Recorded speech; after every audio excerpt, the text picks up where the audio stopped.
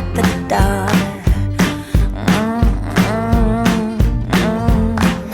Who's to say which one's worse? Just as matters, we'll hit up the liquor store. Oh, the liquor store. Everybody needs someone to make them crazy, roll right straight for the hills. Someone to love, love, love, love. Oh, that's, I like Try that. to. Now the question is that the real me or is that my character? You decide. I'll have to figure that out later in post-production. The Wonderwall.com question of the day is, what is your weirdest celebrity paparazzi experience?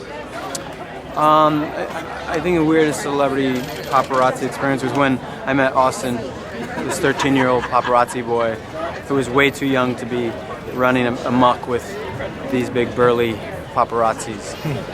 Was there ever a time in your career where you thought you'd give up and you're so successful now? Any advice you have for people who want to get to where you are? Don't look to anybody else to hand you anything, because they won't unless it's in their best interest. So you got to be in your own best interest.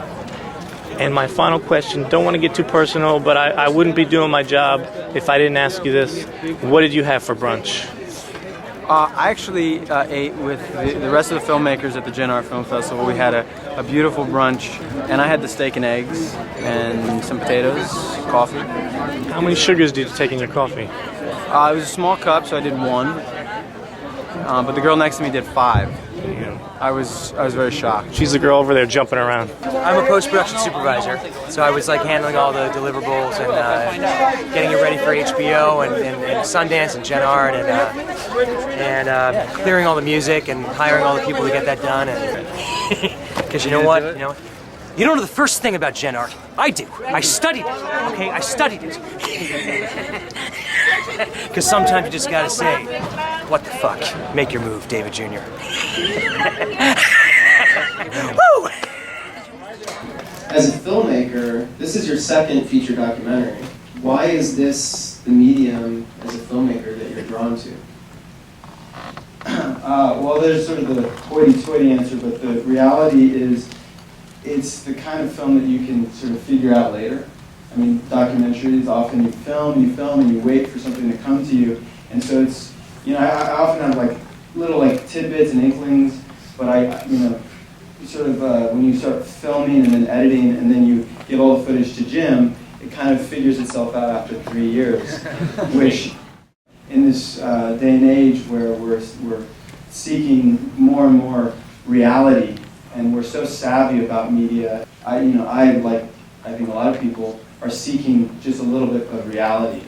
And I think documentaries have that, but at the same time have this sort of element of education and sophistication that reality shows just don't have.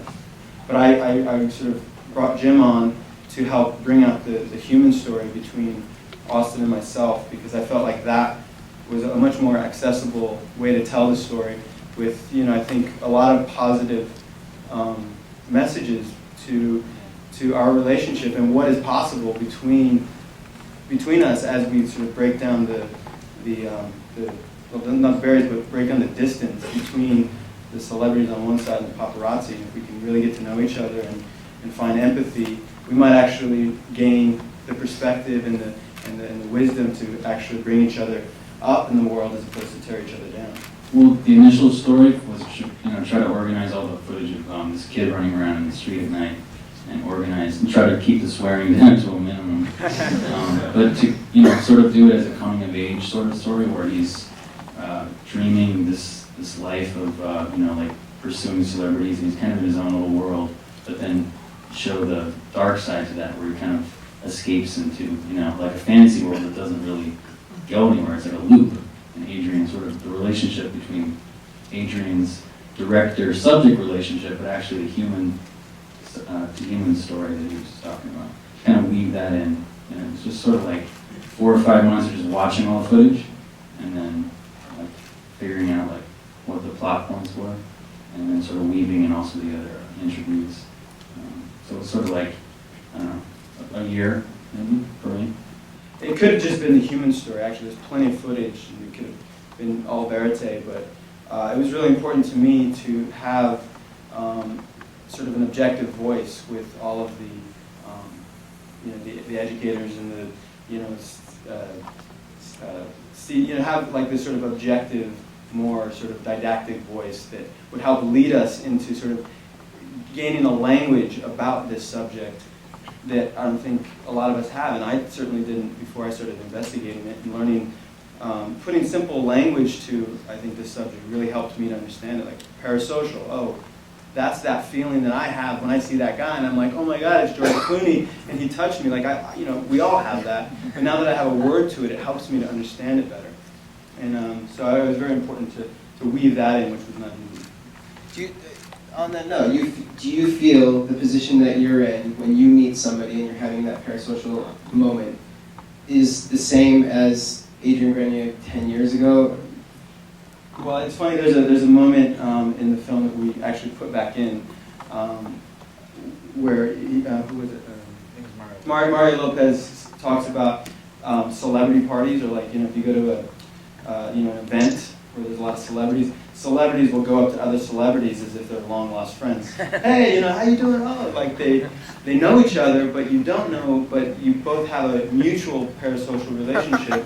So it's almost, you might as well know each other. So there's, you don't usually meet celebrities. You just say hi and it just rolls right into it. It's a bizarre thing, but yeah, everybody has it. Nobody's safe from that. You just sit and observe. You just film a certain number of hours of footage and start putting the pieces together, you discover that everything is connected. And it's just a matter of organizing those connections. And anybody could do it. And we all are starting to. I can see you guys out there. But if you can just organize it, you see that the DNA of all of us, of the world, is in all of us. And we just have to connect them. And the same with a documentary. How many hours did you shoot? 150? Well, with all the interviews, like 200 hours. Like 200 yeah. hours. These guys. Look at you. No.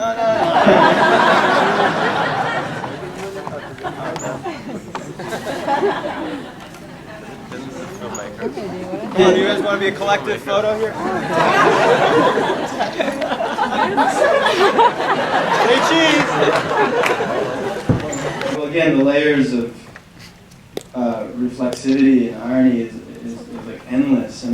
I almost feel like I've been training to make this movie for years. I was in Celebrity, I was part of an entourage, and lo and behold, there's Steve, hired actually by Woody Allen to play a crazy celebrity, and you grew up to actually become one. Not really. No. And years later, we'd seen each other around, of course. And years later, finally had an opportunity to pick his brain, and I think Steve's very intelligent, has a lot of sophisticated things to talk about, and gave a real great perspective from the paparazzi standpoint. And I was happy to have you in there. There's a lot of stuff in there. I think most of the films on paparazzi always have kind of a negative aspect to it. When I was doing it with Adrian, I wanted to talk more about, which he didn't really put in there, but it doesn't matter because it's a thorough expose. I wanted to talk about more how the publicists were kind of destroying the business. Talk about that now. I think everybody here knows how to do it. Basically, what I wanted to talk about was how they basically create the paparazzi by making exclusionary deals and charging money for agencies. But that had nothing to do with the movie. His movie was about a little kid, which I actually thought was brilliant. He didn't tell me at the time, by the way, it was about a little kid. He kept that a secret. He did ask me about the little kid, but he didn't tell me about the whole idea, which I thought was very good. It is this huge symbiotic relationship in the industry. What we did here tonight on the red carpet is just as much to promote your movie and also to support the sponsors that are supporting the festival. In that context, it's okay, perhaps, right? But when do you draw the line? Yeah, I mean, it's weird because on one hand, I want to sort of hold up a mirror to that and sort of diffuse the illusion that celebrities hold all the power, because they don't. We all do, and especially now with the internet, we all can get our voices out, and we all have a certain a certain access to expression. It's no longer just a monopoly held by the studios or by actors or celebrities or whoever. So on one hand, I want to call attention to that and like sort of pull the curtain apart, but at the same time, I still want to hold a certain amount of your attention so that you can see my movie, and there's a publicity element to it. And I think people will just have to get smarter and also just do better work so that you can actually attract eyes, not by silly publicity devices, which make us all go see the movie and then we sit there and it sucks. But you actually have to make work that people want to go see. Hi. You spoke a little bit about how the first cut was 2.5 hours and very dark. How did you know that you wanted to keep filming from there and change that from being something very dark into what it ended up?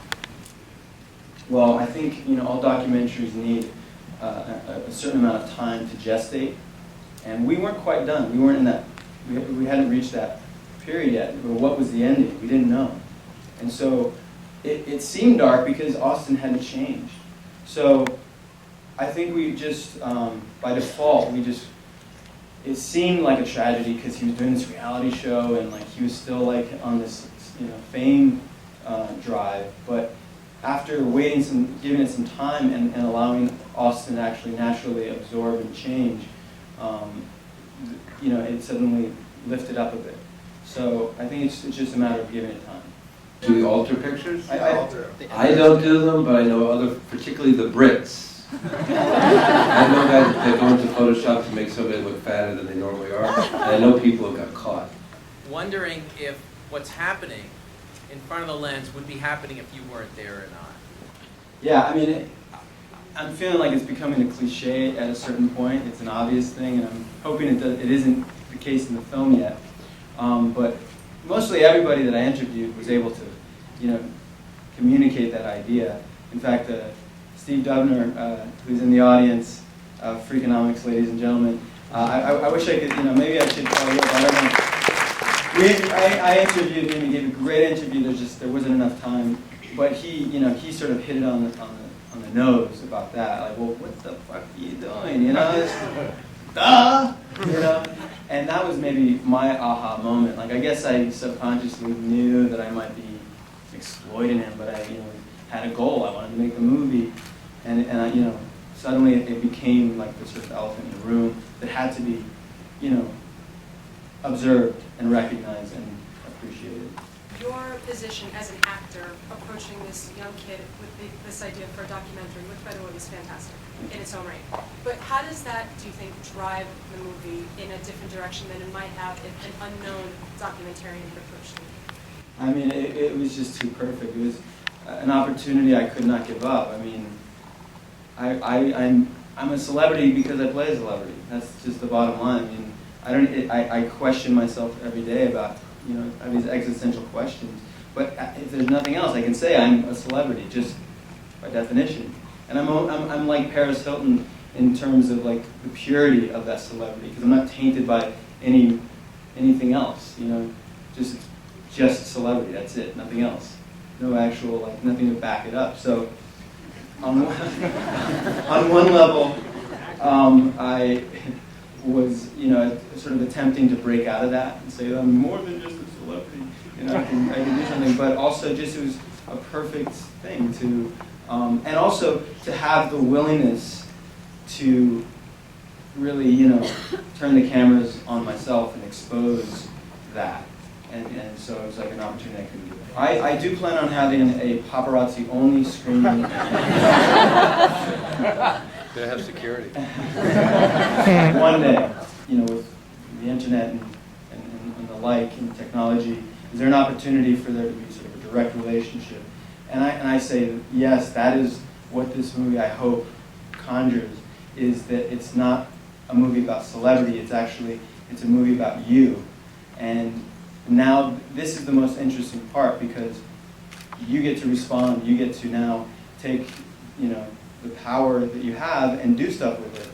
And so I say, now this is the beginning where we can all have the communication. I hope, with the Creative Coalition, Rob and Brom, we hope to actually come and travel the film to have these sort of open forum, town hall style screenings, so that it can be a two-way conversation, not just, a detached, impersonal experience. And I encourage you to go to the website, and we're actually going to start a debate and conversation, a continuous one, about this particular subject, about celebrity, about tabloid media, and about media in general, and how it all affects us. And I really need all of you to come and participate. So teenagepaparazzo.com, and I'll be there to talk with you guys. The paparazzi exists because the agencies want to sell the photos to the magazines because they're reading the magazines. How do you want them to be acting? Because that helps your career, that helps the other artists, but what do you want to see? What sort of responsibility do you want to see from the fans, the audience, the supporters? Well, everyone's schlocking something. Everyone's trying to sell you something, right? I guess what I'm trying to sell is a conversation, and I'm not being disingenuous. I really mean it. Like I'm really interested in this kind of stuff, and I think it'd be cool and interesting. I also want to continue to peel back the layers of sort of meta-atrocity. What is it called? Meta-ness. And so I think it would be cool if you guys who did snap a photo, and if you haven't, snap one now, maybe even turn around, like stand up, turn around, and photograph what's behind you. I don't know, something like that. Steve Sands can post his photos, but if you all go to teenagepaparazzo.com and post the photo of this event, then it becomes like this weird, hall of mirrors, which I want the website to be. I want it to be everybody sort of reflecting and finding nuances in those reflections and make this really cool, refracted hall of mirrors that can only be done with all of us contributing. So what do you think of the feature? Oh, I thought it was excellent. Adrian Grenier is so original, genius. We need more people like that. I think it's a movie that goes with you. You know what I mean? It was disturbing. I mean, at times it was really funny and crazy how honest and truthful he got it, and I think that's amazing. I think everyone should see this film. It was really good. Focus on these celebrities like we know them, and in actuality we don't even know them. It's crazy how this world is. And what I liked about it most was how he respected his young protagonist, and how as the protagonist grew older he was a real mentor and helped him choose to be himself. And I just really love the film and what it has to say about celebrity and about going for it and being who you are, but not feeling you have to continue to do what you have to do, what you have been doing, unless you really want to. It definitely gives you another perspective of the whole celebrity, fame, us always, being interested in their business. The scientific part of it too, what they were talking about and everything, is pretty interesting. I loved Adrian's portrayal of both sides of the spectrum. It was compelling, it just automatically drew you in, and it really was a mirror. You had a different perspective, just as a fan of celebrities, of what life of celebrity and the hustle of the paparazzi is all about. I think I'm definitely more cognizant of my own role that I play in the phenomena of being caught up in celebrity and the phenomena of getting that picture. More sensitive in general to people's privacy, respectful of my own boundaries. It's an education that people, don't get to see and get to learn. And, he's letting the world see what it really is like in Hollywood. What I'm going to take away from this, definitely a new, look into that life and how, the harsh reality of life of a paparazzi photographer. And as being friends with Steve Sands, you know, I hear and see a lot of what goes on. I certainly thought of doing a documentary on paparazzi, but I couldn't think of an angle that was interesting. He found an angle that was interesting. He probably found the only angle that was interesting and different, to find someone to center the story around, to make a tableau out of the whole cacophony of being a paparazzi. He found a solitary person to identify with. Did you learn anything new after being in the theater tonight, or you know, you knew exactly everything. I know everything. Nothing new. So what do you think? Where do you think it's going? Say 5, I learned the word parapsycholytic or whatever that is. I learned that, but that's just like intellectual college people trying to make words to justify their existence. Do you have a Twitter? And if people want to know what's going on with you and your work, they can just check the New York City court system every year. Bye, Gretchen. Do you believe in UFOs? I was a physics major. No, I do not. I believe in life on other planets, but I don't believe. I believe two things. I believe that if they do come here, they're so far advanced than we are right now just to do interplanetary space travel that they probably would leave us alone, knowing that if they tried to interconnect with us, that we'd be freaked out. Or what they would do is what we usually do when we go into tribal areas of Australia and Africa, we kind of dress down. And we might be amongst aliens and we would know if they were really smart, that's what they would do. What did you guys think of the short film? Oh, I loved it. Awesome. Yeah, the Russian poodle lady. It was so sad. It was like good, but it was sad at the end. It was tragic, yeah, but it was really good. Yeah, it was kind of endearing. She seemed so sad, but she loved her job and she loved the dogs, and it was very interesting. I thought it was a very intense but yet comical film, and I wanted to see more. In New York, they feel entitled to jaywalk, and they'll kick your car if you almost hit them. Of course they will. Oh my gosh. And in New York, they're even worse. In New York, they don't even look. Yeah. They'll walk and they'll turn their backs to traffic that's going 50 miles an hour. Make sure that gets in. Make sure that gets in too. Oh, hell yeah.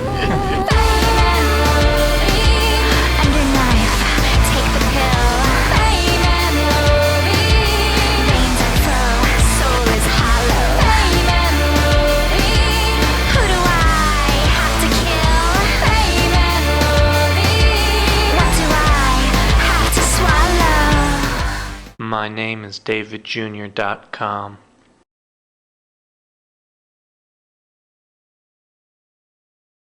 Do you believe there's intelligent life on other planets? I don't believe there's intelligent life anywhere in the universe, especially here. 1, 2, 3. Are you wearing the buckle? Are you wearing the buckle? Yep. Me in the buckle. Oh wow. Oh, nice.